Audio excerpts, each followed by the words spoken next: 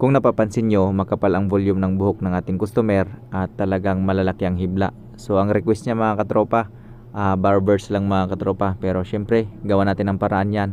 At hindi mawawala yung kwentuhan mga katropa. Kaya sabi ko sa kanya, umpisahan na natin. So ito na mga katropa, nag-start na ako dito. Ipapakita na natin kung paano natin dahan-dahan bawasan yung kapal ng volume ng kanyang buhok. So dito nagbawas muna ako from the top hanggang sa side mga katropa, sa likod, dito naman sa bandang kabilang gilid. So kung napapansin nyo, dahan-dahan na nawala yung kapal ng volume ng kanyang buhok.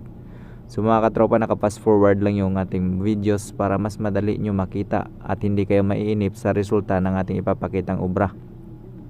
So dito mga katropa, malapit na natin matapos at malapit na natin maipakita yung outcome ng ating ginagawang gupit. So ang gupit na ito mga katropa, syempre yung pinaka basic lang, barbers lang mga katropa, at binawasan natin yung volume. So ito siya dati mga katropa.